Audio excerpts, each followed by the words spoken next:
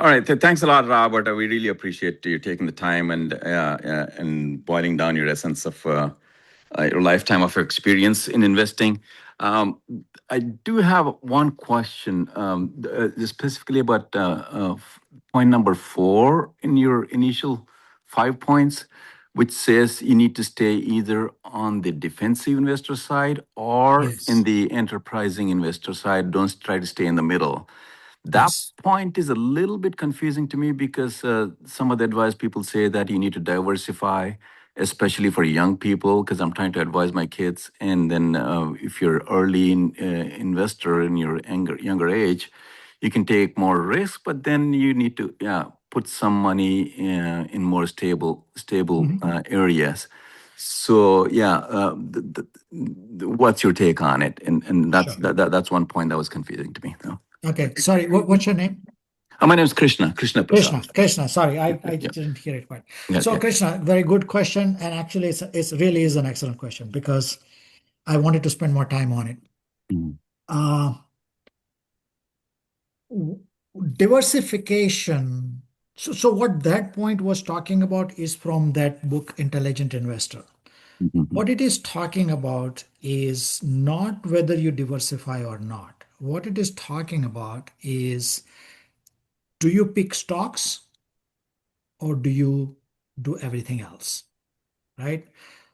Picking stock requires expertise that majority of us do not have. Okay, I got lucky. People get lucky all the time, right? Most of us don't have it. So if you're telling your kids, I would not tell my kid to go pick a stock because that would be incredibly hard. And if they screw it up, they lose the money and the time. Diversification is absolutely required, right? mhm, So for younger people, I would say put some in index funds. And there is an index fund for every market you can imagine, right? There is index fund for uh, financial market, index fund defense industry, for metals, gold, you name it, right? So diversify that. Remember, I also said about putting a label on your money, how long, mhm, when you need the money. If you're going to need the money to buy that down payment for the house or the car, that should be in a liquid, right? That should not be in the index fund, even mhm, that amount of time, right? But depending on your time frame, the money should be diversified. And I would say diversify even in metals because I don't trust the US economy to a degree as well. Like what's going on with the country right now with the debt, you just don't know what's going to happen, right? So you should diversify maybe in international funds. I don't think we spend enough time on that international fund. So yes, the intelligent investor is only talking about whether you pick a stock or you do something else, but you Got it. must do one or the other. You now, can you do both? Like in my case, I did both, but only Mhm, once. Like in the earlier years, I played with 5 stocks. I put like 20,000 each back in 97 and I gambled. Honestly, it was a gamble and one worked out, right? But the rest of after that, I never bought any stock or not a single stock I bought the last 28 years. But that's because my Fidelity advisors are doing it for me, right? But equally, I could have just put the money in the index fund on S&P 500 or Dow Jones or you name it, right? And that's my take on it. So if I didn't answer your question, please feel free to bring it No, up. no, you absolutely did, and then in fact you brought a lot of clarity to it. Yeah, that point was mainly talking about picking stocks on your own versus this thing, but that doesn't necessarily prevent you from balancing mutual funds versus Cash and a balanced market fund. Yeah, yeah, yes, absolutely. yes. Okay. Yeah, yeah, yeah. Anything, whatever they feel comfortable, because I assume your kids are in age 20, 30s, then, Right, right, they right, they have a kid's education to figure out. They have a, the mortgage or, down payment or new car down payment, you name it, right? right, Um, right. so you identify your needs and then you invest accordingly. Right, right. Yeah, this is perfect timing for me because my daughter just started her first job 3 weeks Nice. ago. So yeah, yeah, Or or I would suggest to a young person like that, if your company is doing, I mean, there is a whole topic we can talk about 401ks and that in USA. I don't know hmm, where you hmm. are, but in the USA, right? Yeah, yeah. We can I'm talk, in US. Yeah, yeah, yeah, right. yeah, So we yeah, can yeah. talk all about that. It will take another hour session. Got it, But got it. regardless what she does. If the company has a 401k match, maximize it Good. Okay. blindly. Mhm. Don't even look back. Just do Uh, it. I know, And I know, then, I know. And that's first thing I told her this right, morning, actually. Yeah, so yeah, she hasn't even paid attention to it, but yeah, yeah, right. got it. And if and that does a dollar cost averaging because that money goes every month, right? On Sure. frequency. And it also takes away the emotion. And it also the money goes out before it hits her paycheck, so she won't spend money on something Right, right. else. She's doing on pre-tax dollars, so yeah, that's good. Yeah, yeah, Exactly, right. yeah, yeah, yeah, yeah. It's And a oh, but discipline. just a couple more points. That in your balanced portfolio, that 2,400% return on Amazon is pretty amazing. I think, yeah, you say you got lucky, but I think, yeah, you have the savviness and wisdom to invest in the right stock at the right time. The other point I want to make is, yeah, yeah, I think we have similar. It's not related to your topic, but we have similar taste in movies and travel. We both like Western movies. I know you. Yeah, we talked about Clint Eastwood movies and that sort of thing. So yeah, I think, yeah, I would like to That catch was a up with cool, you at some that point. was a But yeah, cool diversion we had in the group. We'll do a yeah, Zoom call on that. Why not? yes, yes. Sorry Hey, to thanks again, Robert. Yeah, Yeah, you're appreciate it. welcome, Krishna. Yeah. Mhm. Krishna, just to give you perspective on what you were asking about the Intelligent Investor book on like defensive investor versus enterprising investor. Like in my case, I was totally defensive investor until end of the last year, and now I would say until September. When I posted about the retirement thing in the Mhm. group, what it meant is that I had given complete control to my financial advisor about everything. He was like my one-stop shop for everything. And the portfolio reached up to a point now that I don't have to worry about money anymore. Mhm. And so what I'm doing now is like what you were asking about the middle road. I'm not Mhm. that enterprising because I still work. I not stop working. I work a little bit less. So what I have found is a middle road is what you were probably asking because the diversification you were asking is about when you invest, what different things you should invest. But the middle road I have found is that whatever portfolio I have up till now with my financial advisor, I'm going to keep it there because what Robert was talking about dollar cost averaging for last 15 years or so, I've been putting fixed money every single month in my investment portfolio.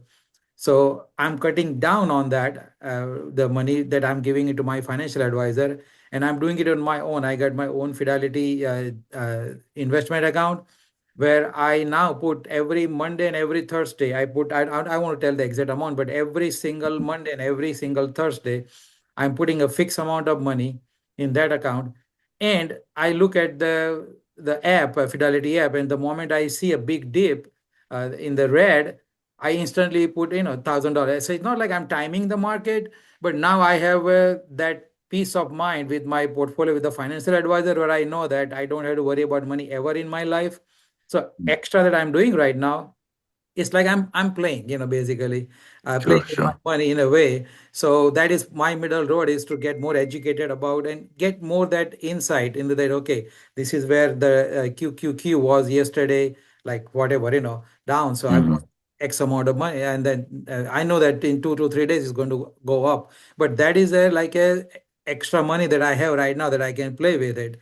But I guess your kid don't have that liberty for now to kind of do that. So that defensive thing may not be a bad idea just to put it in the ETF like To total. start with, yes. Yeah, yeah, yeah. The ETF is a exchange traded fund where you don't have to use your brain. Mhm. Just put the money every single month in that anyway. Good. So So, Rakesh, there are a couple of questions on the list if you want me to go through that. yeah, go ahead. Yeah. I think the next one was Dr. Kalyani. One Yeah, second. yeah, I pulled it up so I can read it. Okay. So Kalyani asked, Dr. Kalyani asked that could you share something about tax saving strategies in retirement? It is interesting you ask, and Martin is online here, my friend. We are both in the same city. I just went through a seminar couple of days ago, that talked about that. And it is actually something I need to do personally as well. It is a whole different topic. This is all about sheltering taxes. And all I can say you is that there are a couple of IRA millionaires that have a really shocking time to face. because there is something called RMD that hits at 73 or 75.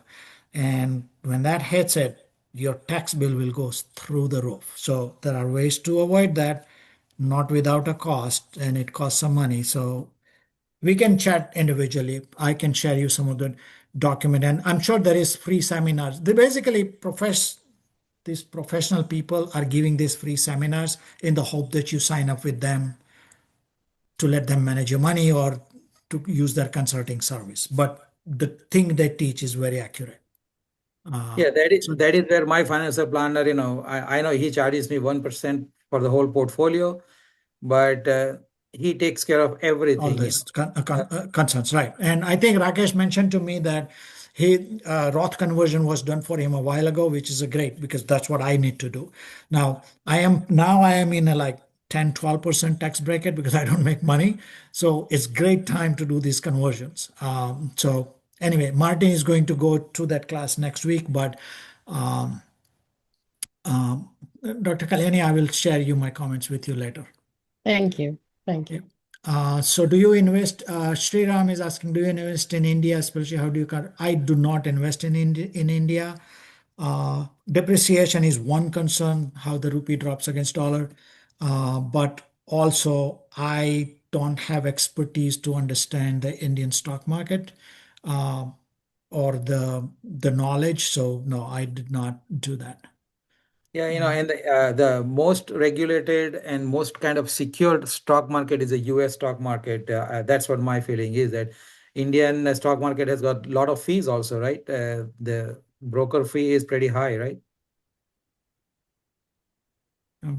I have Robert? no idea, but Yeah, somebody. I think for India, the this is Nirav, by the way. Just I've been an active investor in India as well as in US for past 20 years. So I can just suggest is if you find a good broker in India, mutual funds would be a best option. But if you are an NRI, there are a lot of restrictions. So do take you cannot you have to have an NRO or NRE account in India. You have to do a lot of things to do that, right? So it's not that easy. Yeah. Yeah, plus the But currency depreciation is the main thing here. Currency depreciation hurts you a lot. mhm. Let's say if you have 50, normally Indian markets, you can easily have in good funds 18 to 21% return, which at least I'm just telling from my experience from past 10 years. But if you bring the money here, yes, you will hit the currency depreciation. So if you want to spend the money in India, that's a different story. Right, right. And but I just want to ask you, Nirav, I hope that stuff we talked today applies. I think the principles applies to Indian investors Oh, equally. absolutely. Those are universal. Right, right. Intelligent investor principles are universal. Exactly right. I'm glad to hear that. Yes. Martin asked a question, Robert, how would one get children 25 plus to begin investing and trusting the compounding? Good question, Martin. I would say you saw those two pictures of the chart. I would show them because the example is hypothetical, but math they can exercise themselves. And honestly, it's the patient part. Most young people cannot see 20 years in the future, right? And that's the hard part to convince them that I agree that is a hard part. Dr. Kalyani asked, what kind of financial services Fidelity? Okay, so they have different tiers, and yeah, they do have different tiers. And honestly, I would not be using them because I feel comfortable myself what I do. Um, but they do add value, and they do have a different type of services. What I'm getting is what called the professionally managed. So they do interview us once or twice a year to judge our risk profile, right? Like what my risk appetite is. And based on that, they will break down the percentage of stock versus bonds and other safe things like that. Um, you would think that they're doing you for one-on-one. They're not. They just put all of you in a group of people, and then they just run the spreadsheet or whatever the software to balance these people's portfolio. So it is not as great as it's hyped up to be, but it does its job. I mean, if you are not savvy enough or comfortable enough doing it yourself, it is a good service. But like I said, 1% paying and just calculate compounding in next 30 years, how much money you would pay. And you would have to question, why can't I do the same thing with my 60/40 breakdown, 60 stock, 40 bond in index fund, right? That's so there are some things that ordinary people can do. We don't need that expertise. What they do the correctly though, and I don't want to undermine their value, okay? They are good. So Fidelity is Martin used to work with me at Fidelity too, by the way. Fidelity is good at doing their research. They're not fly-by-night wire operation. They do their research. So when the fund managers make their decisions, they are grounded in research work. So you are getting a good value for. So when there are market corrections and adjustments, they do adjust. They do buy and sell your portfolio. So they have some value. Um, what else I can say about that? Um, yeah. So do they buy like individual stocks for you, or do they just do No, ETFs? no, no. You cannot control anything. So that's another good question. When you sign up for these services, you cannot tell them what to do. Otherwise, they'll just give you the whole portfolio back and say you manage it yourself. So they will buy, but they are fiduciary. What is the term? Uh, so they don't have to necessarily sell only the Fidelity mutual funds. They will buy me a Vanguard or Schwab or whatever that makes sense. But obviously, you are at their judgment, right? But they decide. They decide. Now, to give you an example, actually, you bring up something that's I was going to talk. I didn't get a chance to talk.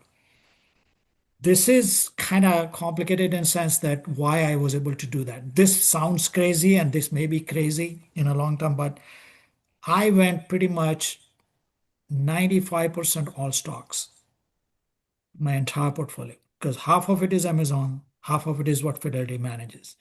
And the only reason I'm doing that is because it is all tax deferred, right? So I don't care when they're earning higher rate. But also, I have put aside money to survive whatever the correction may come, right? With that in mind, I have taken that risk. I don't suggest everybody do that. But so I talked to Fidelity last time and I tell them go high because I am not going to touch that money for next 10 years. That gives you the freedom to do that. I think that's a But good point, Robert, you made about going all stock, because I did exactly same thing effective January 1st with my financial planner. Rakesh, sorry to interrupt. My battery is running low. I'm gonna go grab a wire. I'll be right back. While we do that, I'm going to finish. So what Robert was telling is basically his investment is all stocks because he doesn't need that money. And that's what I did too, is that whatever portfolio I had so far, I told them that, keep it that way. But now onwards, any extra money I give you, put everything in the stock market, which is considered as a high risk in a way, because if you put in the bond and the other investment, it is kind of a 60/40 distribution, which I had it before. But now everything 100% stock, because I'm not going to need that money. Probably I will never use that money. My kids or grandkids will use that. So I'm not going to need that money for next 20, 30, 40 years. So it's good to take that risk, which multiplies the return. So that's a great strategy because according to my financial planner, what they have done is they have made sure that we have 6 years of living expenses no matter what happens to the market. And as Robert was saying, that no matter how market goes down, it corrects in 3 to 5 years. So I have 6 years of living expenses already taken care of through my financial planning. So I don't have to worry about anything. And everything is in place. So now, like Robert said, that every single money that I put myself and what I give it to my financial planner every single month, everything goes 100% to the stock market because that's going to give me the highest return. Back to Robert. Yep. So, So no, that's Rakesh, when you that's said that, your financial planner also gives you tax strategies and helps you with the tax planning. He does everything. Like a day before yesterday, we were at the estate planning lawyer's office and we formed a Q-tip trust. It's called QTIP. Look it up on Google. So I formed it for myself because I'm in the high risk branch, emergency medicine. So I had to protect my money from the people who might sue me. Nobody has sued me in my life, which is a great blessing. uh, because when you do the right thing, chances are less. But anyway, so we formed a Q-tip trust. So that was in accordance, we sat down with my financial planner, we figured out, we discussed about the option and they suggested this. And every financial planner has a network of people. Like the CPA that I have, yeah. their CPA that I use. So my financial planner himself is an MBA, CPA, and CFP, but he doesn't do the tax filing. So he uses CPA to do the filing part. So I pay extra to the CPA to do the tax filing. But then whatever goes in, like I practice as a corporation, like Shah Healthcare Piece is my corporation. So my check comes to my corporation even though I am the only one. So then it comes to me. So I run the payroll, but not I don't run it. My CPA runs it. And but what number goes in the payroll, like how much salary I should be paid on paper to maximize the tax benefit, and all those things that my financial planner figures those number out, and then they tell it to the accountant that okay, you put this much number in this, and then like in Georgia, we have a tax credit, like film tax credit, then Georgia Heart Program, where you pay your state income tax to the hospitals directly, and that is counted as your state income tax. But instead of paying a dollar for dollar, you pay dollar for 85 cents, and that is a benefit. Plus, you can write it off from your federal income tax as an expense. So those are the things that is worth the fee that you pay to the financial planner, because you will never be able to figure those things out exactly, because the rules keep changing every year, every 5 years. It is hard to keep up if that's not your profession. So even though I know that they're charging me 1%, which is a hefty amount they're making out of me, but it's a win-win situation. They have a vested interest in increasing my portfolio, because when it grows, their income grows. So for my basic survival needs, I have them, but now for the playground that I'm playing right now, I do it on my own. So I guess I hope that answered your question. Yeah. So you have a 1099. Is that how your? I Uh, I I I got all 1099, so it's all independent contractor. So I got a lot of tax benefit from that. So they figured all those things out.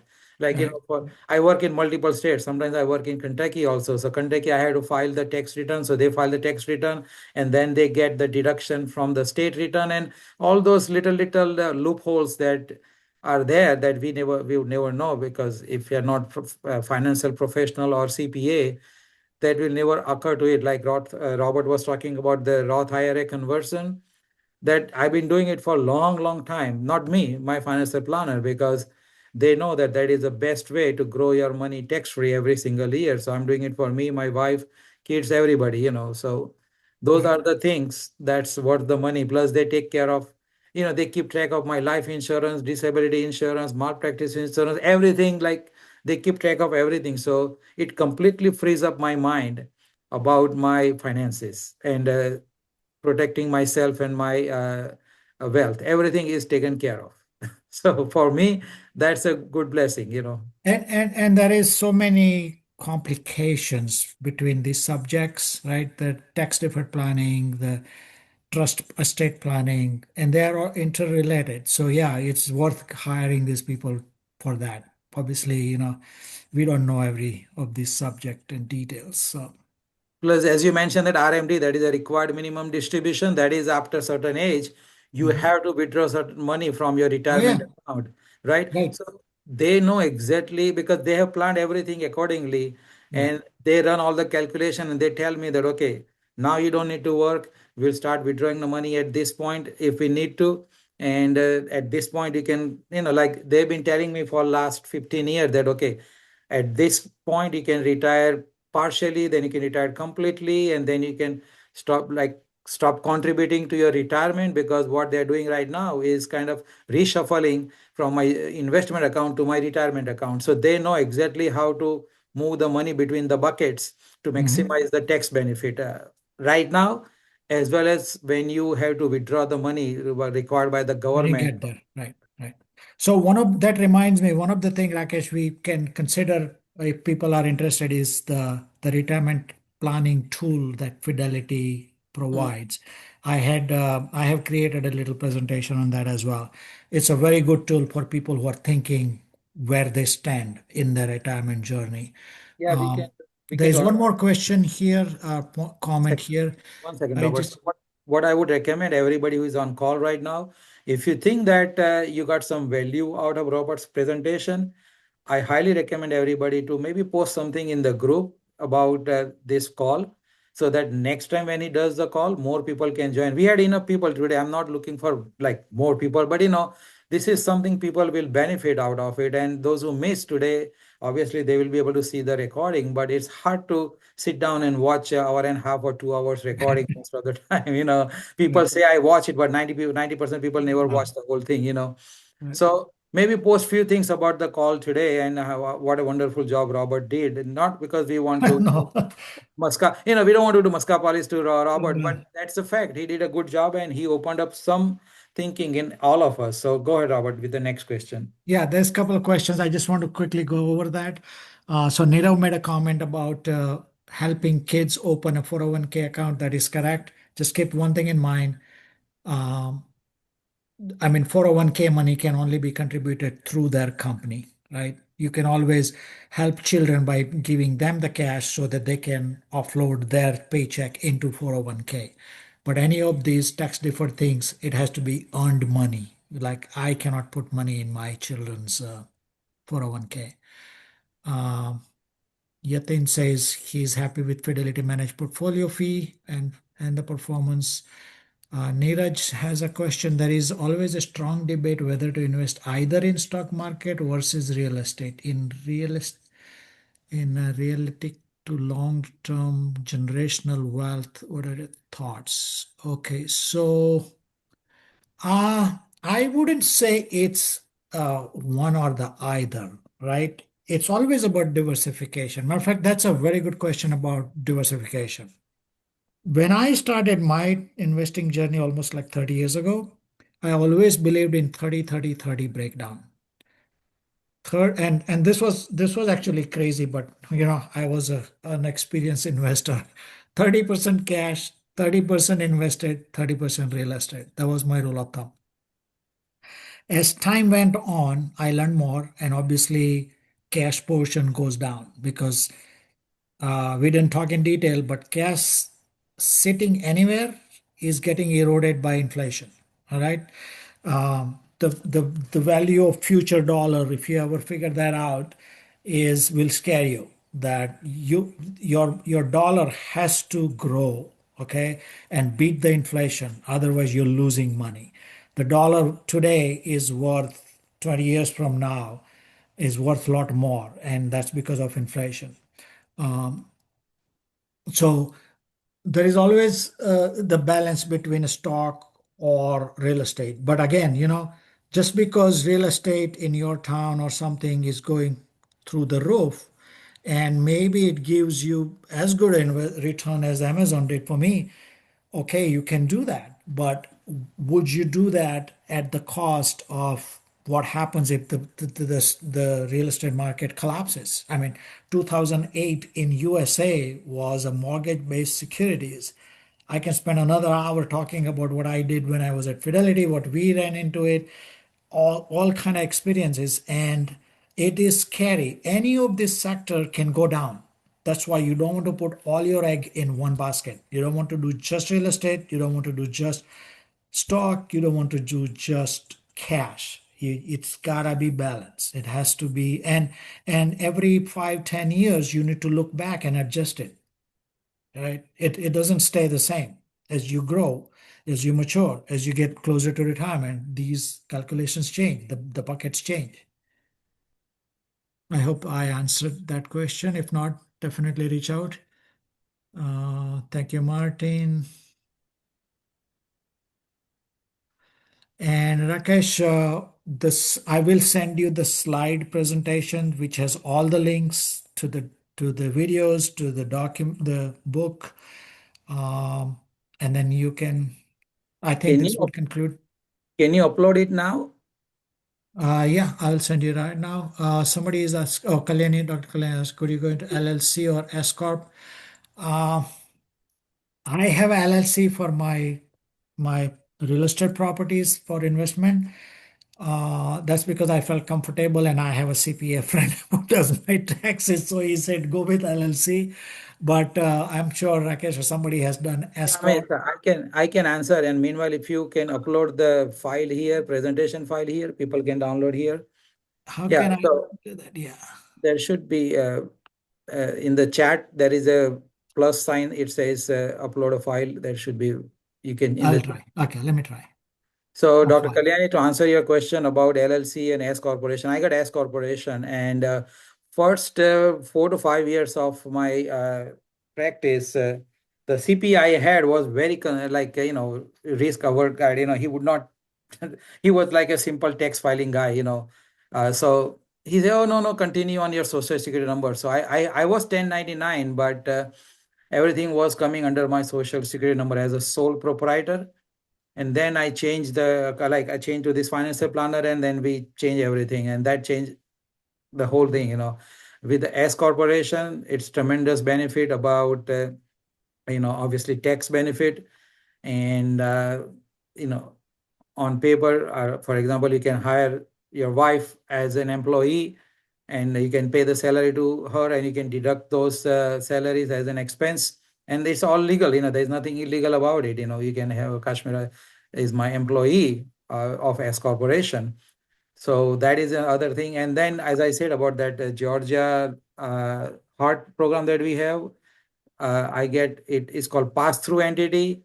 So I don't know exactly details about it, but we can deduct that as an expense from the federal income tax. So I would highly recommend to operate as a corporation. Plus, it protects you from the lot of liability, because if you're operating under individual social security number, I was told that you're exposing yourself to all kinds of lawsuits, because people are looking for free money, especially when people come to know that, oh, he's an ER doc, then they suddenly, oh wow, there's a lot more money than we can think about. So then they come after you. Thank So you. yeah. So Rakesh, I'm having a little technical difficulties with the Okay. file. I'll share my screen if you don't mind. No, I think that's okay. We can do it later on. You can send it to me, and I'll figure out a way to share it with. Yeah. Yeah, I'll upload it on the box.com and It, send a link it's a on. Google Drive, Google slide in my Google Drive. So I just need to figure out how to get there from there to into here. You should be able to share the link to that file itself later on. Yes. Yeah, you Yeah. don't have to send the whole presentation. Just share the link to that. Yeah. Yes, and I'll make it public access with link. So yes, we'll do Mhm. that. I'll do Yeah. that shortly. Yeah. Yeah, Nirav, that LLC, I mean, I don't know the nitty-gritty of those things, but mine is considered as an S corp, so I don't know the difference in other stuff. But one thing I know that after changing it to the corporation, I saw a big difference in the tax benefit. So Yep. Neerav is an expert in LLC, S Corp, etc. It looks like. No, no, not an expert, but Nirav is Nirav is a friend of mine. He's in IT, but he's got his own brick and mortar business also, and he's got a lot of stuff. So he's a multifaceted entrepreneur. So he has this on the ground experience. Mine is theoretical, and mine is from my financial planner. I'm just abstract thinker. He's an actual practical person. Next Zoom session from Neerav then. yeah, no, I have my own LLC, and I change it to I classified it as an S corp. So it is still an LLC, but it is for tax purposes. It is classified as an S corp. And what Dr. Rakesh said, right? Pass through taxation. So this allows you to benefit from pass through taxation and some self-employment tax savings. I'm a Tambram. We never think of money or anything like that. So with my Gujarati friends, I've started becoming Yeah, more. I think your CPA should be able to exactly tell you. It's actually on the 10 on your form, on the 1040 form, it actually tells you, gives you these options. No, so this all these things is like having a life insurance. When you are actually buying the life insurance, it's a kind of a very depressing thing to think about your own death, Mm. right?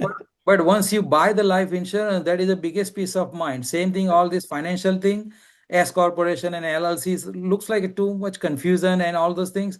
But Yeah, once you have this kind of a streamlined, It it's no big works. deal.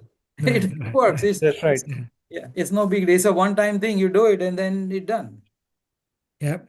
Yeah. And it's a lifelong benefit because tax benefit is going to be lifelong, right?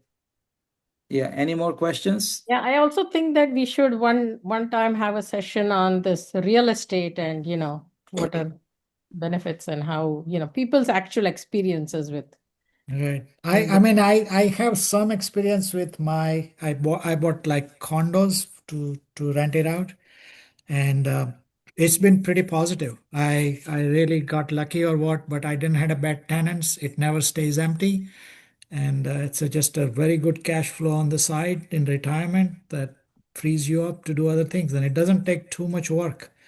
Um, it really doesn't take too much work. how many visits for, stuck garbage disposals and that. Yeah, so once a year, I would say I have it for last 10, 15 years now. Mm. And I had to change water heater twice on both units. And I had to change garbage disposal. One guy destroyed it, so I had to go change that. Dishwasher, but I'm pretty handy myself. You So are handy. Yeah, I remember you telling me. Yes. I like to do that myself. But obviously, if you hire somebody, they can charge you, but they take care of it.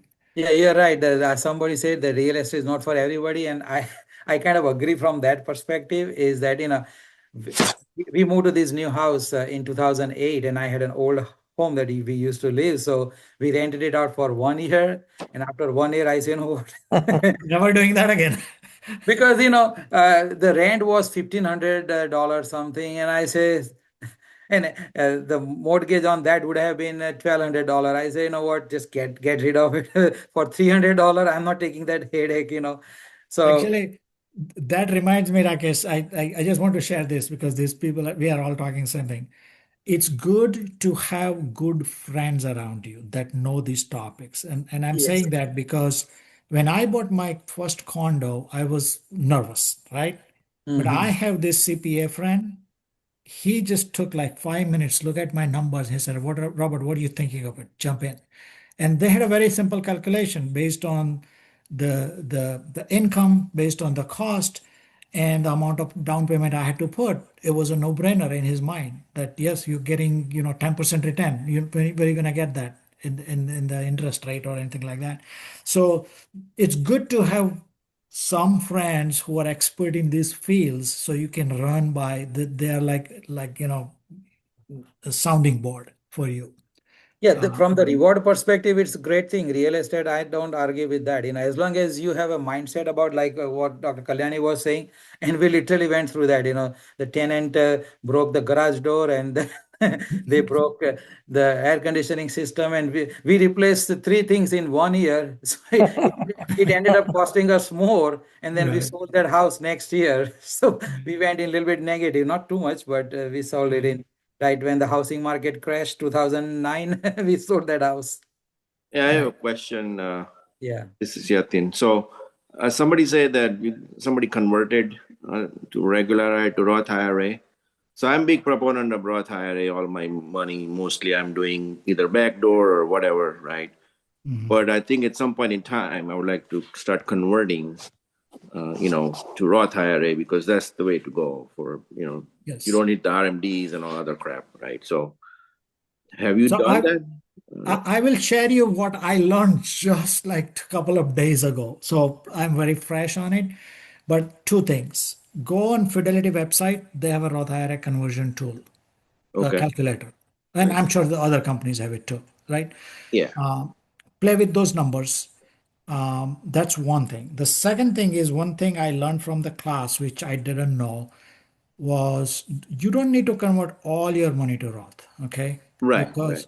Because the standard deduction you get, if you can your tax deferred accounts, 401ks, the RMD stays below that or keeps you under the whatever the tax bracket you are in now, then you should keep some money in tax deferred, and then you should have most other money in tax advantaged. And Roth is not the only tax advantaged account. There are municipal funds, right, and bonds that are Right. tax advantaged. You don't pay taxes on them. But Roth is the best vehicle because it shields you from Social Security taxation, which is a big one, Right. right? So I just learned freshly, and I think I see all the advantages of Roth. I have never done Roth, but I am gonna have to start doing it soon. And mine is done by my financial planner. So, and he's been telling me like he's very kind of fanatic, religious about it, that this is what is good for you. So he's been doing it. So I guess he's Yeah, I mean, I've been doing it. My kids too. Like, like he made his first salary was $700, and we put the Roth IRA, it was 20, like 18 or 16, and since then he's doing Roth IRA every year. So the kids are also very happy, and they do investing and everything, right? But good. It's but very like, good for kids to do it at early age because they learn. Because one of the things that happened to me, so I don't know when you, or I don't even know when Roth actually started, but I heard it was last 10, 15, 20 years or something. I was past my maturity in my career. And so what happened is you're making enough money that upfront tax advantage of not paying the taxes is very appealing, right? With yeah, Roth, you can't do that. right. Uh, and then 401k match, obviously. So, and then at the same time, the kids are going into the college, the cash flow becomes a problem. So I never got a chance to put enough in Roth. But younger people, if they start early, they should definitely follow that. Yeah, yeah. I mean, like one of my kid, I bought him an Apple like long time ago. He's Mhm, like loaded, like so many Apple stocks he has, right? So, mhm. so just example, and also in 401k, like my work, we have a Roth option. So I'm doing only Roth, Right. for me, So Robert, Yeah, there's something called a backdoor Roth, which you can Yes. do even if you earn more. I have heard of, I try to do that for my daughter. You just have to do it systematically. But yes, up to $7,500 or something you can do backdoor. yeah, it's easy. You just put it as a, after tax IRA, and you just go and convert it Right, to back. right, right. So it just digitally you can do it. yeah. So Anyway, Yatin, where are you? I'm in Chicago. Oh, okay, okay. Yeah. Oh, okay, good. Okay. Anybody? Pati, all question done or? I think we are all done. Yeah. Thanks, Robert. Thanks, Ro- Rakesh. Yeah, Very good. Robert, one Thank you. more thing. Maybe we should also look into crypto. Ah, wait, no. So I had a slide. Sorry, glad you brought. Go look up Charlie Munger video on crypto. And I agree with Charlie Munger. I never believed in it because, and I don't know what you guys think, but here's my take. Uh, yes, you can make tons of money in crypto, but you could equally lose same amount of money because it is in a way vaporware, right? Granted that even US dollar is not grounded in gold anymore, but at least there is some more, scrutiny. Now, the way our economy and the management administration is going, who knows? Crypto will become the US dollar. I don't know. But at this time, I don't believe in crypto. Okay. Yeah, there's everybody has their own One. understanding about the crypto, but it's like a politics. Like I was telling you, Robert, that in the politics, the perceived power is a real power. Same thing with Mhm. crypto. The Right, perceived value is a real value right right, now, even though it's not based on anything. Like right. it's all digital Yeah, and things, right? But we'll exactly. see That's why what the, if you ever listen to Warren Buffett or Charlie Munger, they're both against it. yeah, we'll see 10 years from now what, whether they were right or wrong, who knows? Right. Yeah, Mm. and crypto is not just only Bitcoin. There is something called a stable coin. Yeah. Yep. Is literally $1 equal to one stable coin. Yeah, Con- USD. yeah, Yeah. that concept is coming, and I heard KKR chairman. They are into an exercise right now where they are converting entire financial assets into tokens. So, right now to sell or buy real estate, it's like a whole house you have to sell, right? Just imagine if, Robert, if you have a condo, you Yeah, can sell a part portion of of it. it as Right. tokens. Right. Okay. Yeah, who knows? And in our lifetime, we will see. I just saw some video about the guy who did that stable coin. In He's Korean guy, I think. I forgot his name, but look up the video. It ran up very good and then it collapsed. I think Mm. Yeah. because he couldn't. I don't know. Just look that video. You'll find it. Yeah, I mean the timing is great right now. BTC, which is called as Bitcoin, Right, has literally crashed more than 50%. So right. Yeah. it's I am more of I'm a even though I am more in stocks right now. In general, my style has been very conservative, yeah. and No, that's maybe good. This is just another asset category, yeah, just like it gold. is for Yeah. some people. It is yes, yes. So Neeraj has written about arrive.com. What is his experience there? Neeraj, can you speak up about that, the partial real estate you mentioned? Yeah, it's a company which is owned by Amazon. So they currently what they do is they No, what's your offer. experience? I also have put some money, but I just wondered whether you have had a positive experience or.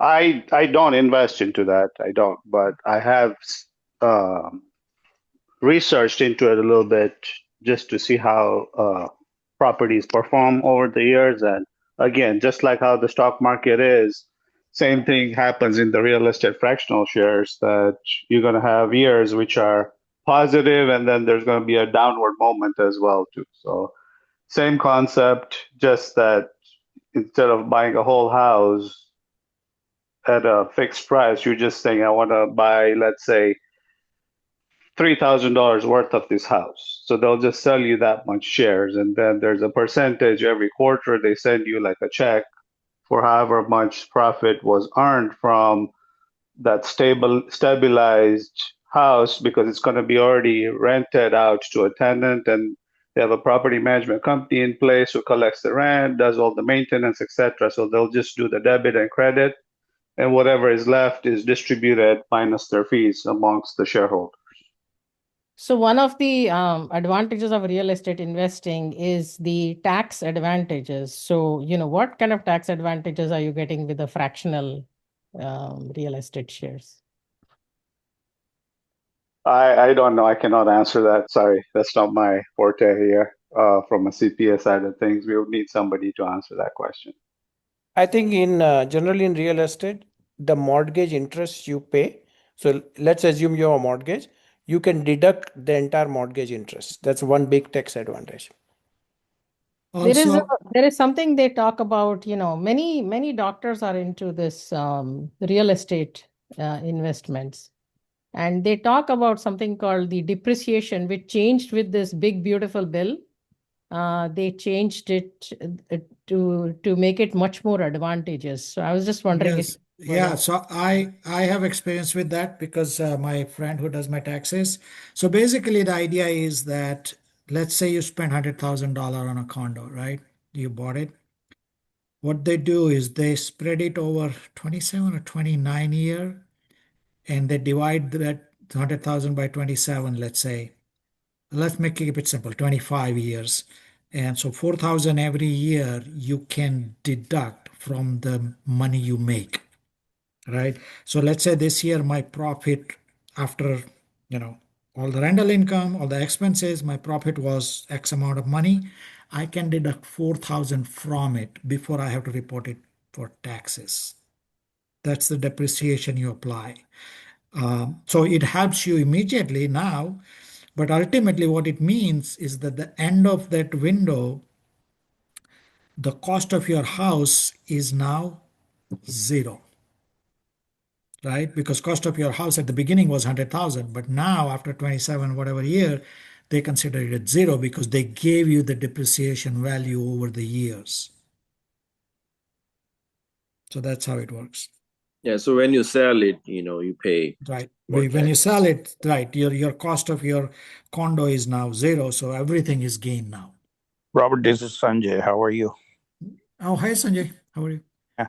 Okay, so on the same note, the depreciation is any depreciation you take on any given business. When you liquefy that business, you have to deduct that value out of the original value anyway. Correct. So Original what cost, you're right? yeah, so what you're saying is so you know your capital gain at that point Yes. Yeah. it would double up sometime. Like say Yes. for your example, you just gave $100,000, right? Right. Say 10-year, you take the $4,000, so you take $40,000 depreciation. So your house value drop down to 60. Now you sell that house for 200,000. That means your capital gain is 140,000, not 100,000. Yep. You would pay the capital gain on that 140,000. Keep in mind that depreciation, tax deduction percentile versus the capital gain percentile is a huge difference. You end up paying more on a capital gain. True. Okay. Government takes money anyway, this way or that way. So, Yes. Now or later. yeah. But you're right. You're right. The capital gains could be more than the depreciation you're getting. I think the hope is that um, while you are taking it, it's advantageous to you. I suppose that's why people do it. I mean, my tax advisor does it for me, so I didn't question it. It worked this way is to a lot of people is tax savings up front. That means cash up front. Right. You know, down the road, whatever happened, whatever happened. Right. Because a lot of time people will take a capital gain and then they'll reinvest anyway. Yeah. Yeah. Yeah, it's you know um, How buy, people see it. Yeah. buying a stock at the low price and selling it high. Yeah. Yeah. But we didn't talk much about the spending part, right? That how to transfer the wealth, right? After 60, instead of keep collecting, you showed the video, Yes. but then how to spend, the travel part Oh, that basically we were talking about is that, all of us who are still here, we can easily calculate how much we spend every month. Like, my household expense, I think around not more than 10,000 per month, that's very, I'm saying, yeah. yeah, very. And if you add travel, like Kashmir and I, on average, we travel every other month. So we consider 6 trips a year. So per trip, the budget is, I would say let's say $5,000, right? So $30,000 you need every year for travel, and make it 40,000, and then you add 10,000 per month, so that is 120,000. So $160,000 after tax, so that is around $200,000 before tax, maybe 220 something. So that is the money you need an ongoing basis to basically live a life of travel, if you want to call it like cliche. But that's what I figured out, that if I have that much money coming in, I should be able to fulfill my dream of traveling the world. So any thought on that part about how to reverse engineer your age and expected time of death, and how much money you have, and how much you need every So, month? So, yeah. So, well, Rakesh, I think and if there is enough interest, remember I shared my presentation with you about that retirement tool. It's Yes. kind of key that what it did for me is, or at least this is what I heard from my advisor, Mhm. Fidelity advisor, right? When you retire, it's go, go, go. So Mhm. from 60 to 75 or 80, you travel a lot. You travel a lot. Mhm. Mhm. And so you decide based on your capacity and interest and whatnot, what your budget is. And then you put that in that retirement tool. But after that, it's slow go, they call. Slow go means yes, you're gonna travel, but maybe just within US or within a next state or within your grandchildren or this or that, right?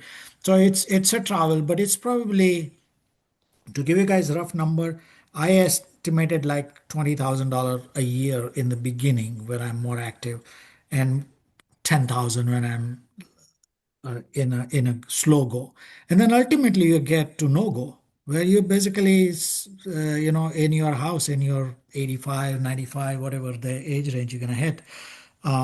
But that tool is very good. You put all these numbers, the estimates in it, and it will lay out graphically and in a table whether you're going to left with the money, whether you're going what you're going to leave it to your children and all that. It takes into account the inflation, the future dollar value, all that. I think it's a good tool, and even if we don't do the session, I should at least share the slides with people who are interested. So I joined late, so I don't know whether you guys discussed this or not. But my thinking is if you at say age 50 or right around there, if you become yourself debt free completely, then you would have a really good head as you approach 60 Yeah. for the traveling fund and whatnot.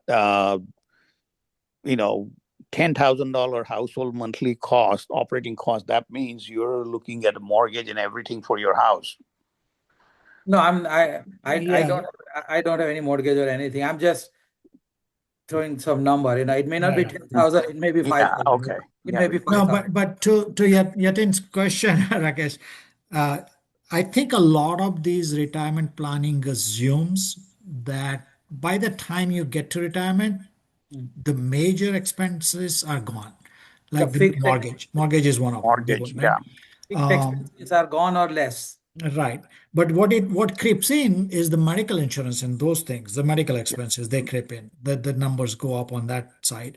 And this is why this retirement tool is good if you want to get a reasonably accurate picture of where you stand, where you will be in 5, 10, 20 years. That tool is very good. Fidelity is one of the best tool. I'm sure the other companies have it too, but I'm just familiar with the Fidelity one. Uh, but yeah, assumption is that 50 or 60, you should be free of most mortgages. You don't want to carry that in because then, like Rakesh is saying, what is left once you actually retire is living expenses day to day, your travel expenses, and your medical expenses. Exactly. Right. So Rakesh, I have a question since you're in health doctor, right? A lot of people are like recommending long-term care plan, all these things. Is your financial advisor recommend that, and what's your opinion? We went through this debate too many times, but finally, I see. I'm like it's all depends on your mindset. For me, the top priority is a peace of mind. Mm-hmm. So I kind of might be overspending on insurances. Okay, I'll give you a simple example.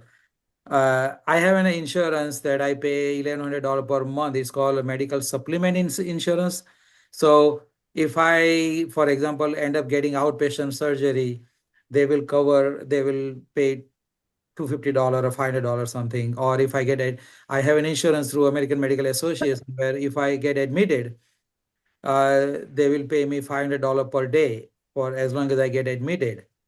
Okay, because I got high deductible insurance. So I say, well, I want to cover myself for means I can Right. afford $5,000, but it's just one of those crazy mindset I have, right?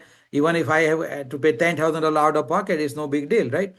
But so same thing applied in the long-term care insurance. I do have the long-term care insurance. Oh, okay. To answer your question briefly, but here's the thing that it covers no matter what long-term insurance, nobody covers forever. 100%. Yeah, forever. Yeah. And they cover, I think, $250,000 or maybe 350 million, $350,000 for me and Kashmir both for the Okay. long-term care.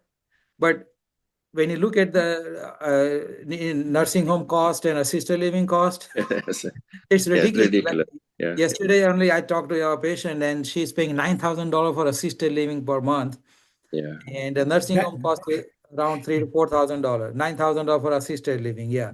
That is actually on a low end. So I just want to add because the class I went talked about this very topic. Yeah. Because as you know, what happens when you get to not in 75 or 80, but when so what is the word? Morbidity, Mm-hmm. where there are two bodily functions you can't do, either walk or eat. Immobility. Not immobility, it's morbidity. Yeah, morbidity means not. able to function. That's function full. on your own. And there are criteria out of six. There are two that you cannot do. Doctor has to qualify those two you cannot do. Then you are considered that. So something new I learned from that class, because so how do you, when you get to that stage, even your well-intended children cannot help you because they have their own life to live, Mhm. right? So what do you do in that stage? And Rakesh, like you're saying, that number is actually extremely low. The numbers I have seen, my personal experience was $12,000 a month. Somebody I know, in the class they were talking about close to $20,000 a month, No, right? that's probably too much. I don't see Well, assisted living. that's different Not for between us. It's Boston and Georgia. But I mean, maybe so yes. so Boston is expensive. so how do you, whatever the number, right, between $10,000 and $20,000, how do you pay for it? One is you pay out of pocket. Yeah. That's one option. But it can happen like my wife's father, he's in a assisted place for last 6 years. So imagine paying that out of pocket. Yeah. That would be a huge number, right? Right. The other one is you buy the insurance, like you say, you buy the insurance. But there is a third one that I learned new, and I am going to question them more next time I meet them.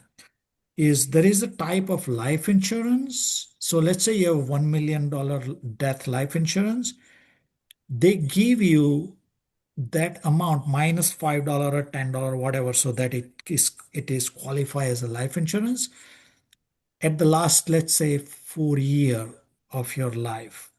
They Mm. would just give you that money divided by 4 year, and that would one could use that for. Now the question is, like, I hope that when I get to that stage I don't linger long enough to go through all of that or go through all my savings. But apparently, there is a variant of life insurance people are selling, maybe at a higher premium, that lets you use the life insurance benefit For the for your long-term care. assistant. Okay. I don't Yes. know the details. So the long-term care insurance I have, the reason I got it, Yatin, is because I got it almost 4 or 5 years ago. So at that point, if I end up in the long-term care, like I had an accident 3 years ago, and luckily nothing Mm-hmm. happened. But if I was paralyzed or something, I had in my 50s, I would be in the long-term care for rest of my life. So luckily, I had a long-term care insurance at that time. So at that time, if there was a big hole in my portfolio for $500,000, that would have been a big chunk. Yeah. Now it is a no big deal. Right. But my financial planner say, no, you still continue that for at least little time, even though the portfolio is enough that even if something happens, I can still pay for out of the pocket. Right. So what we did is I open another investment account, and every single month I'm putting another $2,000 in that account. It goes toward the investment, but I designate it as my long-term care account. Okay. Yeah. So I'm putting some extra money in that myself. And I Right. told my kids that, hey, look, mom and dad have figured out their nursing home placement also. So you don't have, I'm jokingly, I was telling, but that takes the pressure off of the kids. Yeah. Yeah. Yeah. What happens if my dad becomes incapacitated or my mom becomes incapacitated? Will I have to take care of them? So I already told them that this part is taken care of. All we need is your love. That's all we need. So financially, don't have to worry about what will we do with mom and dad if something happens to them. So that gives them a peace of mind too, the kids, that hey, mom and dad has insurance, plus they're putting extra money into their retirement account. Now, Yeah. I another mean, thing, I was thinking like rather than paying high premium, I can do the site like account like yes, you, and then just that money is just for the specifically for that purpose. that is exactly why I did it. And the reason I'm keeping that insurance is that it cost me, I think, $10,000 a year or something, the long-term care insurance between me and Kashmira. Yeah. With it, $10,000 is no big deal. So Yeah. I'm doing it for a few more years. After 2 3 years, I may say I'm not doing it. For example, I have a uh, disability insurance myself, individual. So if I got two insurances that I'm because if I get incapacitated to work as a doctor, then I get $5,000 per month. But then I have my field specific insurance where if I cannot work as an ER doctor, then they pay me $10,000 a month. So that way I'm covered for $15,000 a month if something happens to me. But that is I may Yeah, stop yeah.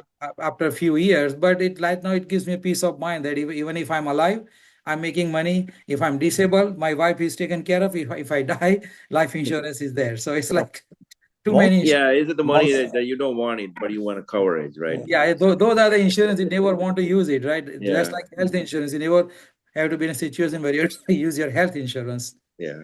So, most of but this don't you, insurance. based on Rakesh, what you said, don't you want that other insurance to continue as you get older? Which one? The one that covers your incapacitation, like you end up in a nursing home. No, incapacity for the profession you're talking about? No, not profession. Not the disability, the See, long-term Disability. care. the Long long term. term, it covers only a limited amount. It covers $350,000 total per lifetime per person. So Okay. after, I mean, obviously I may continue it, and I'm not saying because that's what my financial planner told me that no, you continue that. I say, okay, it's only $10,000 a year. Okay, I'll continue that, and I may continue that because it. Rakesh, in my opinion, all this insurance, disability, long term, and those one should carry when they're in the workforce. Once they're retired, they really, I think after that, it's not worth to carry forward. At least not after 72. Oh yeah. Miss, Yeah. I'm not planning to keep my So, disability insurance forever. Actually, I was planning Right. to discontinue this year, but financial planner said no. As long as you're working, just continue that because it doesn't cost that much. It's I think disability is the same thing. I'm paying 500 a month, so I think 6-7,000 plus. Yeah, so I think 10,000 total for the 15,000 per month disability I'm paying. So I say no, heck with it. I'm just going to continue. That gives me peace of Rakesh, mind. your work should be covering short-term and long-term disability, right? not in every state. No. I'm an independent contractor, so Or you don't get that. everything is on me. My What's health insurance is on me. Everything is on me. I get paid more money than their W-2 doctors. Yeah. Yeah, But keep in 1099. mind, long-term, short-term disability is not in every state, especially southern state don't have it. Like Georgia, Texas, all those don't have it. California, New York, they have that, cover, but not in the Georgia or Texas or any southern state for that matter. Yeah, we have short-term covered from work, but the long-term, like I'm buying my own through the work. So only short-term covered. Yeah, you're in Illinois, right? Yeah, Illinois. Yeah. So Illinois does have that, California, New York, all those liberal state has that kind of thing, but the southern state, no. So one thing, Rakesh, I just forgot to bring up one thing we didn't discuss, annuities. Does anybody have an opinion on that? well, the one thing my financial planner told me that never get there. No, don't even think about it. It's not worth it financially and reward wise. So I never No, looked into it. I I got could I ask. got burned by it. Yeah. My one of my financial planner, and actually I dropped him afterwards, is put me in $10,000 annuity. It's worth like $1,000 right now, and so yeah, I just didn't know what other people thought, or they were curious about it, Well, but my it's not a bank good sold idea. me some fixed annuity, and it was just fixed. I don't lose it. It's like they give me. I was 2 years back. It's 5.5% interest rate. So I'll just give them for 4 years or 5 years. I think the minimum 5 years. But there is no in. They don't invest in stock or anything. It's a fixed annuity. Right. So the whole idea with annuity is that you give them your money and they guarantee you fixed return. Right. Right. But I could have done the indexed and which would be tied to Right. the stock, but I didn't want to take any risk. It was just FD there, CD, and then I say, oh, I'm going to take my money, and so oh, you can do this. I'm like, okay, 5.5%. Just leave it there for 4 or 5 years. Yeah. Yeah, unfortunately, their fees and things over the time. Basically, they are using your money to take the risk. And Right. yes, they give you some guarantee, but if you have discipline to do on your own, you can do better than them. Yeah. Definitely. Oh yeah. That's what my financial planner told me. The exact same thing is that the same money you can get more return by Right. putting in the portfolio, your investment account. And I say okay Yeah. because some of the things I don't question my family. Like doctor, if you trust a doctor, you Oh yeah. just you just follow Oh, whatever he says. Then Yeah. same thing with my financial planner. Over the years, I have seen the return. It may not be 50%, 100%, but it's a reasonable amount. So I know whatever doing is right. So if he tells me to do this, actually he tells me all the time that you are my one of the few people who does exactly what I tell them to do, because most of the time the clients won't follow exactly what the fine. This is like, doctors, we can tell you to take these pills, but I guarantee you that if doctors tell you to take 3 pills, you're not taking exactly what the doctor is telling you to do. There is a saying in investment, like the investment advisors, they love the client who is patient and does what they tell them to do. Because most people are not patient enough.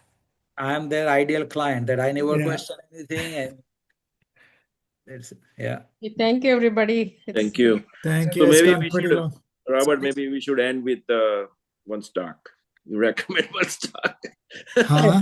He said he's not going to recommend anything. I cannot. No, honestly, I hope that everybody got this message out of this, Yeah, that yeah, if you can recommend a stock, you probably have a better expertise than most people, right? yeah. And I can't. I just don't have that. No, Yeah, just kidding. I think even if you ask Warren Buffett, he will tell you the same thing, that I cannot Right. recommend anything. Yeah. No, no. But it is good. I mean, it's good skill to have if you can learn how to read the stock market. I mean, the company financials. That would be good to know. Yeah, my younger son, he does that. He's in MBA at Kellogg, and he likes to do those things. So he invests in some company that I never heard of, but Right. then he will send me their product thing and say, "Look, this is a new thing they are coming up with, like some portable bathroom and some unique thing that he never think about it." And I say, "Well, I given him some money, so he plays with it." And I said, "Okay, you go, and even if you lose, don't worry about it. That's right. It's Right. it's a lesson you are learning. It may be expensive lesson, but it's a lesson." Yeah. So here's my thought on the stock. AI is not going to last more than 5 years. Mhm. So if you want to do anything for short term in AI, you can do it and cash it out.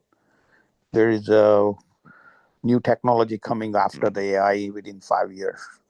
There's Mm. always something new. Yeah. Yeah, it's a Right. quantum something, they're working Yes. on it. So, Yeah. right now, if you look at the market, anybody who's involved in AI, their stock is healthy. Yeah. I'm Yeah. not saying that they're great, but they're Oh, including Amazon. They got hammered because they're spending more money on AI. exactly. So they're healthy. So if you are doing short term and if you're active with the market, buy it low and sell it, like simple example, AMD. AMD 2 week ago, it was about 250. Today it's at $207. Yeah. All tech has been hammered. Yeah. Microsoft, So, Amazon, Google. but they can, within 2 weeks, they can be back again $20, $30 more. Buy Right. today, sell it in 2 week or so, and just cash it out. Right. But that's AI is right now the place to play with for short term. Right. So one thing I want to add that's good, you brought up something that I forgot to add, Rakesh, here. That even though I don't know how to read financial and other things of the company, there's one thing we all can do, which is observe what the management does, right? So there are two companies that I have observed over the last 30 years, that they always pivot and find something to grow. Amazon is a good example of how they flipped to AWS, right? That Mhm. came out of the blue. And it's been one of their biggest contributor to profit. Same thing with Nvidia. Nvidia was Yeah. a Mhm. gaming card company. It wasn't what you see today, and they went into chip big time, particularly with AI chips, right? So the company management who can do that is probably good to bet on Yeah. than the ones who cannot figure their way out and it's a one pony show and they're done. Those And companies they yeah, go out in 10, 20 years. NVIDIA was a really good last 6 months. I think they're now hit the peak. Yeah. Yeah. Yeah, So, and the other thing is that look at what teenagers are spending money on. That is Yes. Yes. Yeah. that, that is one of the biggest predictor, probably, that teenagers, what they spend money on, that's going to be big. That's how I had a confidence in Amazon, where I saw my young children, they were all just buying on Amazon. And it's like, okay, the convenience factor that's driving it. See, the Amazon has figured out three things: that people will always want a reasonable price, free Customers, shipping, and convenient return. This right. will never change in any consumer market. So they have mastered these three things. Yep. There is lots of videos Bezos talks about it, and a lot of these principles he has explained why he used it at the company. I don't know what they'll do long term. Yeah, Anyway. but their major part of their revenue is AWS cloud. Yeah. So Mhm. they're not making a lot of money in the retail type business. Right. AWS is just everywhere. I mean, Right. it's just big. And Azure, Microsoft Azure, those are the two clouds. Because I'm in IT, I mean, those are the two big cloud companies. And One Microsoft. one one pattern I have observed with Amazon, because that's my close to my heart, is they tend to invest, and I mean they always were investing for future, and in 2 3 years they come up with the returns that pays that investment, Right. and it's been their pattern for a while now. So let's see what they do with AI spending. I hope that turns into it, but I Yeah, they're personally spending $200 billion, so that's why yes, stock is down. But that right. Bezos gonna get 400 billion out of the 200 billion. That guy Yeah. is just you know So I'll add something here. 3 years back, Nvidia, if you look at Nvidia, there Mhm. was a different growth path Mhm. because all this investment from Amazon, Google, Meta, Oracle was not there. Mhm. It was less than a total combined was total less than 80 billion. Today, if you count, Amazon is 200 billion they invested.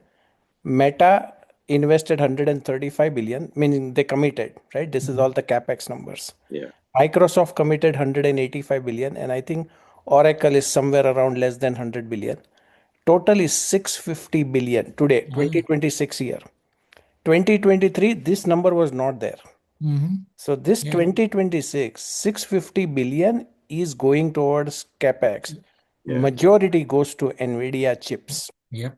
Okay. Yep. Yep. So just imagine what will be the growth path of Nvidia. Right. By the way, Robert, I'm just like what you did in Amazon. I've been following Nvidia from 2017. Wow. But did you I don't know when you guys joined the conversation, but I gave an example. I was doing day trading. I didn't have a job, so I was doing day trading in 2002. I had about 2,500 shares of Nvidia, a cost Mhm. of 10,000 or something.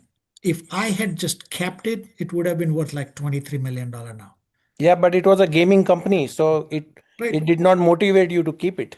And I was just playing, but the Yeah. Motley Fool guys, they were pretty smart. They actually Mm. pointed me to Nvidia and Amazon, and Yeah. and I could relate to Amazon, so I stuck with it.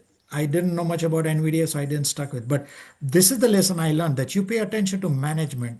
Are they doing the right thing year after year after year?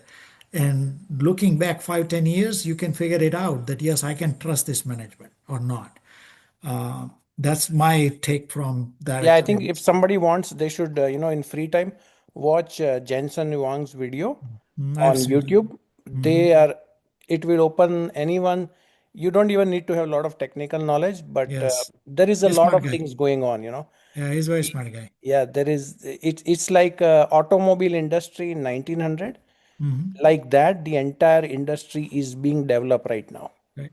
Jensen actually has said that this is true for Microsoft and all other companies. The people who capture the platform succeed. So what Jensen has done is, yes, they do hardware, but they lock you in with their platform. Mhm. So it's not easy for the companies to spend millions of dollars to program on NVIDIA chip and then move to somebody else. They just can't do that.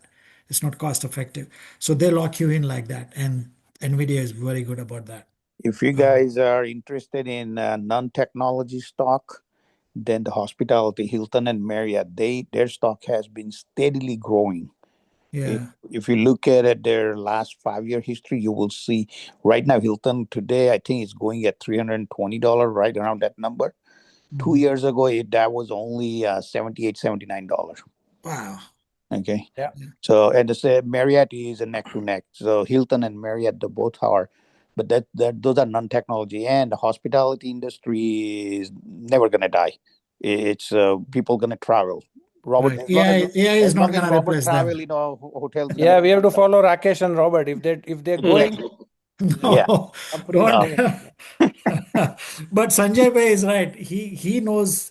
See, this is what happens, right? Sanjay Bhai knows his hospitality industry. Like I and Rakesh probably don't know that stuff. Uh, I know a little bit of technology, but not hospitality. By the way, one more example. This is something. So I used to work for digital equipment, big computer company in the 80s, okay, and 90s. And because I was working from them, I completely missed Microsoft Hmm. because they were our competitor, and we were like, this small PC, how they gonna compete against us, right? And I never believed in the technology because I was too close to the technology was I was working with, right? I completely missed Microsoft. Otherwise, just investing $5,000-$10,000 in Microsoft in 90 would be worth so much more now. Well, I can tell you that I started working in Intel when a friend of mine. Then I got out after 1 year. A friend of mine, he stayed and he retired, and he Hmm. retired with almost $5 million in stock Yeah, yeah. from So Intel. yeah. Yeah. So I think when we talk to people in investment in things, these opportunities are always there, right? There is a company that always comes up and does well. And I'm sure there is next AI company that's going to do that. Whether what form, we don't know, but they will do that. Right. Your Mac 7 will be different in next 5 years. Yes. Uh, Yes, yes, right yeah. now. So, just give you one example. Palantir is one company Hmm. which is a potential. Again, it's if you see Nvidia 5 years back, Nvidia has at times dropped 70% down. So if somebody was holding Nvidia, they literally will sell it. It's Yep. 70% value down. Same Yep. thing is happening with Palantir. Right. It goes up and it goes down 70-80% down, but Yeah. it has a potential. I was listening to in the financial industry, this guy is a billionaire. What he told is it's not about the AI, it's not about where the chips are sitting. The next 5 to 10 years is The which platform. company is going to bring the magic out of the AI chips. Right. Palantir does that because I have a friend. He's the CIO at Cardinal Health. Cardinal Health is a big company, probably you guys know. They implemented Palantir and they Mm, were expecting, oh, after 2 months, we'll make changes. In 3 weeks, Palantir gave them the changes to implement, mm. which was just an eye opener. What does Right. Palantir do? Palantir provides, so they are in, I'm in the same line, I'm in data analytics. Palantir provides you data analytics software. Okay. Mm-hmm. So they come into your company and they will say that you take this product called Foundry. They have a product called Foundry. Mm-hmm. They will transform your entire data analytics system into their software called Foundry. Mm-hmm. And now you use that. Mm-hmm. That will give you a lot of insights, where your cost overrun is there, where you can improve sales and all that. Mm-hmm. But now, last year, they came up with a product called AIP, which is Mm-hmm. an AI platform which they own. What they do is they do the same thing. They come to your company, they put that AI platform, but there they have pipes coming from Anthropic and Mm-hmm. ChatGPT, OpenAI. Mm-hmm. So now you can use AI into your business to transform your business. So in short, they help you transform your business quickly. Right. Right. And that's why government gave them very large orders. In Palantir is they've done research and development for 20 years. Okay. Mm-hmm. And largest customer till last year was government. Mm-hmm. It was a single concentrated risk because government, right? You can anything can happen. But they, I think past 18 months they have been working on commercials Mm-hmm. in US, and just December they reported results. They had a solid growth in commercial business. So Mm-hmm. now they have government and commercials. Mm-hmm. So what I they do think. is they take AI and bring the magic out of it. I think Right. that's So important thing. what I can say about the like when I came to this country in 80s, the computers were very new, software was new. And any person like programmer like me who can help the business, small businesses, adapt to computers software made it out well because they were hungry to Mm-hmm. get productivity using software, right? The same next phase is the AI adaptation, whether the Palantir or whichever company can bring that access to these companies, businesses that want to adapt that will do very well. So your point, yeah, exactly. That's a company like that. And back to finances, Amazon, if you look at it, for years and years and years, their prices were pittance. Even after I bought it after .com, they were like in $4, $6 range for years. And that is again, if you trust the company, you trust the vision, you stick with them. That's the only way you see the big numbers. You see all these examples we see people saying, oh, if you'd invested 10,000 in Microsoft, you would make 5 million now. That assumes you didn't sell when it ran up 5 times than what you invested. You didn't sell when it tanked below what you invested, and Yeah. you stuck around with it the whole time. Yeah, And I know somebody said some research, and Sanjay Bhai is here from the hospitality industry. So I want to give you one stock, which I've been personally researching from 2018, and I've been part of that stock. Nobody has probably heard about it. It's called RH. Have you heard about a company, Restoration hardware. Restoration Hardware? That's right, right. It's a very contrarian play, but um, observe that. Okay, don't buy, go ahead and buy it It's tomorrow. expensive, right? It caters to high premium furniture. So, just as an example, in Atlanta, Rakesh, there is a RH store. You know, now the company is rebranded as RH. Mhm. It's not a store, it's like a castle. Oh. I went specially to Palm Beach, West Palm Beach, Hmm. just to go to their store because I Mhm. invested in them. So I wanted to see how they operate. So I went to their store and then I went to their terrace. Yatin, you are in Chicago.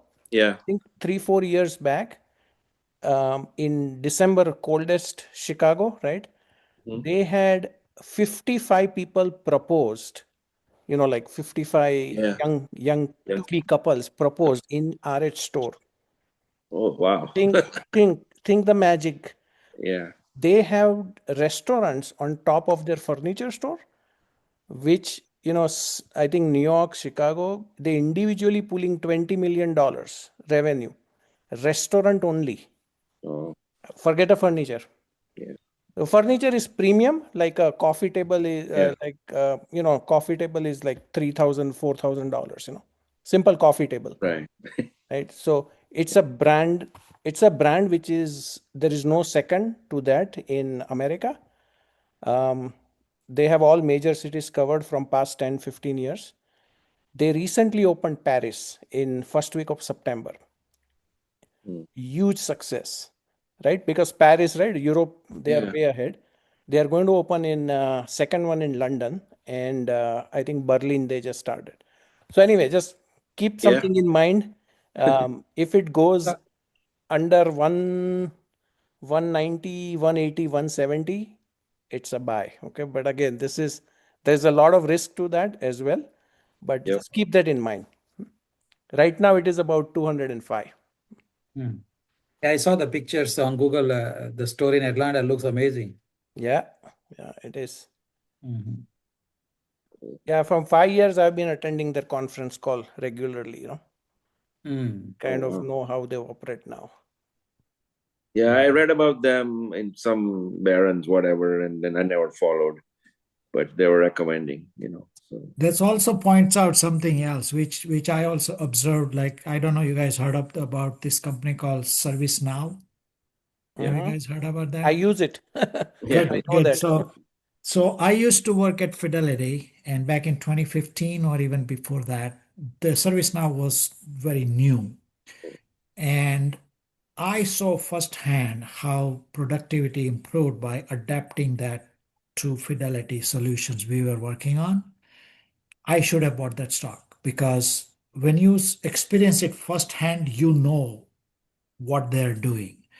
And even though they had a competitor with what is it, Salesforce or something, they had done amazing for last 10 years in terms of stock. But it comes down to like investing is what subject you know and whether you can relate to it. If you can pull that off, you can spot these companies that are primed for success. But the when to get in is the biggest challenge for me, right? Because service now right now is 52-week down because it went down Right, last week. All the right, software stocks went down because the AI is gonna just kill the software, right? right, That's right, what the news was. right. Should we get in? I don't know. It's still $200 So, stock. No, but it cut down into 50, almost 50% service now. I think it's it's been down. down significantly, yes. Yeah, it's But right now around 100 something, 100 yeah, plus. Yeah. but But you know, Yatin's question though is hmm, very important that when you see this dip, how do you decide whether to jump in or not, right? And at least in my mind, opinion, the answer is that if you have done the research on that company and you see that company 10 years from now where it would be, then the dip Then, is a sell opportunity. right. Now it yeah, or doesn't, you can you don't also have do to time it DCA, right? exactly right to get the bottom, right? It does nobody can do that. Right. But if you notice a 10-20% correction and you know that's your company, that's a buy. Yeah, or you can also do DCA, right? So Or do DCA, yeah. yeah, if you are not sure, because Yeah. nobody Little bit. knows how Yeah. low, you can start 100 shares. Yeah. Let's say you target 500 shares, start 100 shares, then it goes lower, start another 100 shares, Yeah. Right. like that. Yeah, Right. exactly. But these Yeah. opportunities are all around us. We see that. The Yeah. hardest part is it's easy to preach this, but a whole lot harder to practice it, right? We all talk about this, but just like Yatin brought up the question, like, do I jump into this sales as a service now, right now? That's very hard to do with your own money. FOMO is the biggest challenge. Yeah, You get in the yeah, wrong time. yeah. Well, the whole thing is about the product that has no longer longevity. Every product is contemporary. So, you have a good peak and everything, and then once they're done, it's high risk. Like you look at right now, the media, like Netflix, Roku, all those were, pretty much saturated. A year ago, they were really plummeting. So it's a matter of the product demand in a market. Yeah. So, just give you an example. Last week, what happened? When this AI stock, right? Somebody was able to replicate. There is a company called Monday.com. Okay. Mhm. It was like $200 few months back. Somebody was able to use AI and replicate entire Monday.com, what Monday.com can do within 4 hours. Okay. So it's really crazy what AI can do, especially, the company called Anthropic, they introduced cloud, Yeah. Opus 4.6. So that's the just like ChatGPT, right? Mm. And they can do a lot of stuff. And also, Cloud can do just get into your Excel. You don't have to install anything. You can open your Excel and put Cloud into it, and you can do a lot of financial analysis in that. I mean, By we the are way, I seeing. built my first AI application 2 months back, so I can tell a little bit. I built it for my own business, but I'm just telling you for this is what is happening in AI. It's just so crazy right now. I mean, we can see it little bit in our own travel experiences, right? I Mm-hmm. use ChatGPT to define my itineraries, and Yeah. it's pretty decent. I had my what was my something was broken machine, and it actually walked me through. Oh, my main heating system. It walked me through correctly and identified like 3 stages of my problem. So yeah, it is effective. No question about that. I actually don't take too much interest in AI now, other than just to use for my travel stuff and some Mm, questions, yeah. because I'm done with development side and that stuff. But Yeah, I think you were asking question of service now. Take a Yeah. chart snapshot of service now. Give it to Chat GPT. See Oh, what it says. okay. Yeah, I should try that tomorrow. Yeah. Yeah. All right. Late for It's Rakesh. been fun, guys. No, I already told in the beginning that there is no end time. So as long as the last person is ready, I have Guys, Rakesh has worked 34-hour shift. So this is probably But our as 2 long hours. as Rakesh, you cut the recording at the end of the meeting, because people will say, "What are we talking all these hours?" Robert, no, which time zone you are in? Eastern. Oh, he's, Eastern. Oh, wow. yes. Okay. Yeah. 10 o'clock, I go to sleep. So it's like almost 2 hours past my bedtime. It's been fun, guys. Yeah. Oh, Thank you very much. You're We'll welcome. talk You're again. welcome. We'll do yeah. something like the tool you're talking about, the Fidelity. I Yes, mean, I have definitely. Fidelity, like I was mentioning in the chat. Yeah. They buy like hundreds of stocks. And I got like 30% return last year. Yeah. So Wow. for 0.7% expenses, I'll take it, you know. Yes. Yes. Yes. So I think I recommend. I was not going, but my friends got it and say, hey man, these guys are good because they're in the game. They know what's going on. So, and I think I mentioned it earlier about Fidelity. I'm just putting a plug again because I work for them. For one thing, I see from inside. They really do make the decision based on research. Yeah. And because I worked in the trading group, then I had access to those research reports. I could not even trade at E-Trade.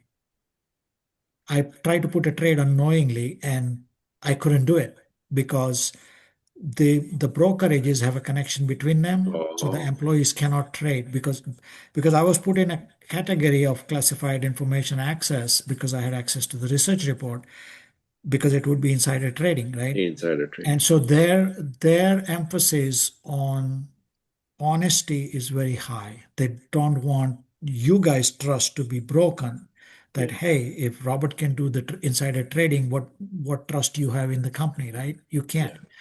So they're very good about that. Yeah. That much I can say. Yeah. Cool. Good night, Jesse Krishna. Good night. Good night, Everybody. everyone. Night. Right. Bye. Yeah, bye. Bye.